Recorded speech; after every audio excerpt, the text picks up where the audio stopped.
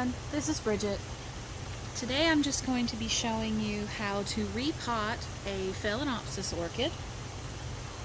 And as you can tell, this one is in flower. We will have to remove those in order to repot it properly.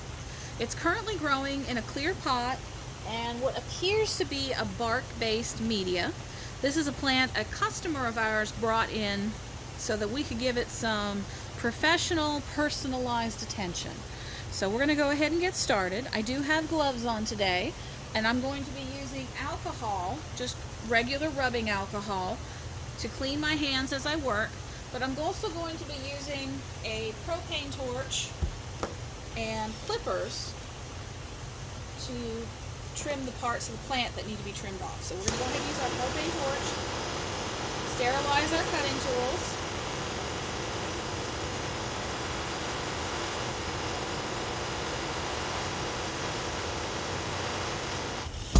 First thing I'm going to do is I'm going to be removing the old stems with or without the flowers on them. I'm going to cut them as close to the plant as I comfortably can without causing any damage to the foliage. And these flowers are still fairly fresh. And in this case, the plant just needs to be repotted as soon as possible. So we're going to have to get rid of the flowers in order to do that.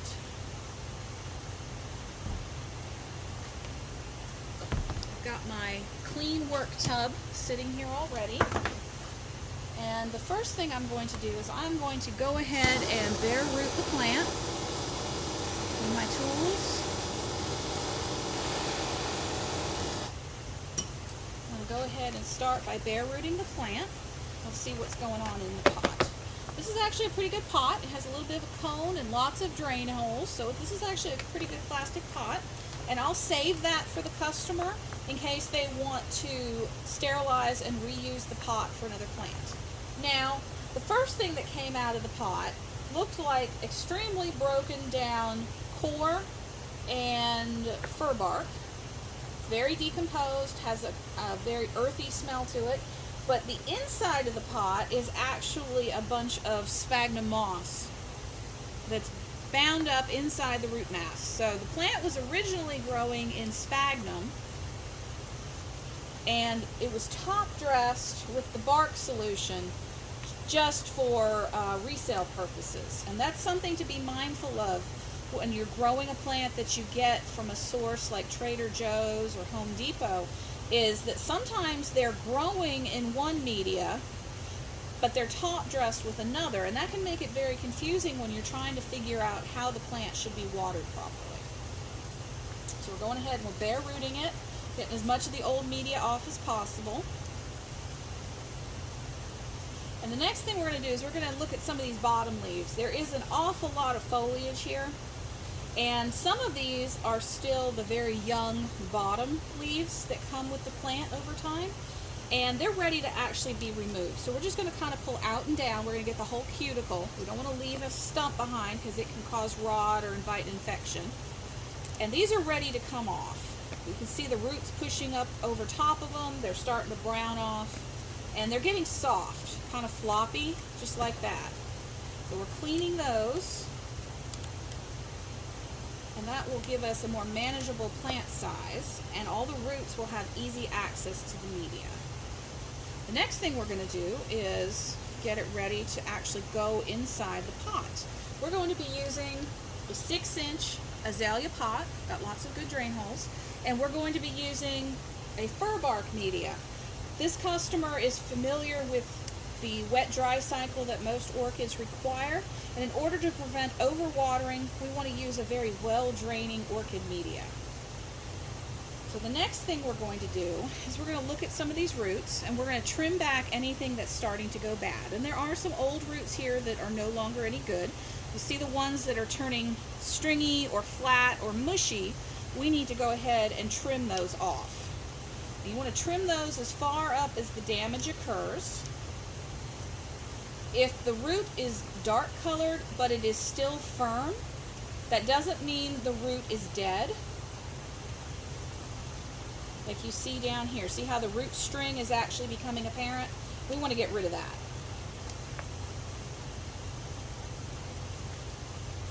once we get rid of all that, then we can size our root mass for the pot that we're going to be growing it in.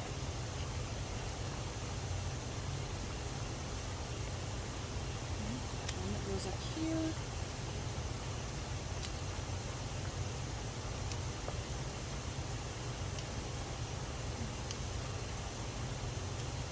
And the reason we're doing this is not only will the roots start to decay when they get into the new pot, but they'll start to make the new media break down more quickly because it's already into the breakdown process. Alright, that's pretty good. Go ahead and trim these again now that we've used them on some of the old media.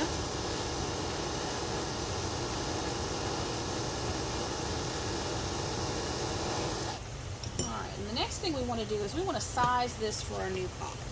And you can tell it's going to, if it goes in there, it's going to be a very snug fit.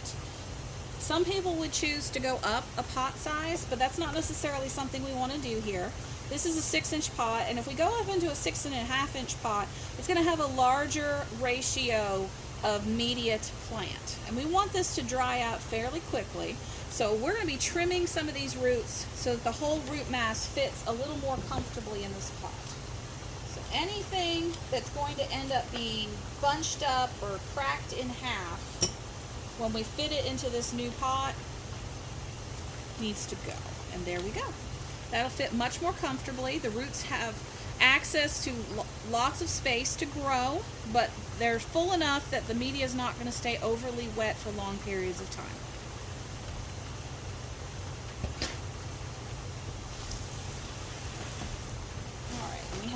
This is a fir bark media. It's made with Douglas fir bark, sponge rock, which is large grade perlite, pieces of tree fern, charcoal, and solite, which is an expanded shale product. Phalaenopsis need to be repotted into the center of the new pot. And I know you're probably looking at this. This is not a bloom spike. This is a root. But if I force it downward at this time, it's going to crack. So I want to leave it and just let it go and see if the plant can make it turn around over time. Otherwise, it'll just stay as an aerial root. So you want to hold the plant with your dominant hand. And what you're going to do is you're starting with an empty pot. You're starting with empty pot and the roots just sitting inside of it. And you're going to start filling in around it. Start putting handfuls of mix in. Kind of shake it down. And once that mix starts filling in around the cracks and crevices of the roots, then you'll be able to start pressing down. So now that the roots are covered, we can use our thumbs, or if you have a potting stick, you can use something like that. But you want to start pressing firmly. Don't allow the plant to move around. We have a saying that you want to start where you mean to end up. So while you're working on your plant, it needs to remain stationary. You don't want to have to move it this way and that. You want to move around the plant instead.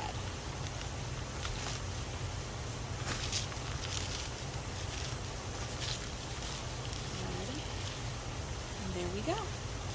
All ready to roll. The next thing we'll do is we'll go ahead and water this plant in, and we'll water it thoroughly so that we can rinse all the debris that builds up on the mix ingredients, and we'll water it until the water flushes clear through. Now that it's been repotted, it's going to be time to encourage new roots on it. So a plant like this would go onto the bench or back to your growing space, and after it's been watered thoroughly, you're going to start a misting cycle. And that means that you'll be misting it on clear sunny days early in the morning, just kind of giving it all over spray. And you're doing that to keep the humidity up and to encourage new roots to grow. Once the roots start stretching out from the base of the plant, you want to encourage them to go into the pot by watering more and more and deeper over time.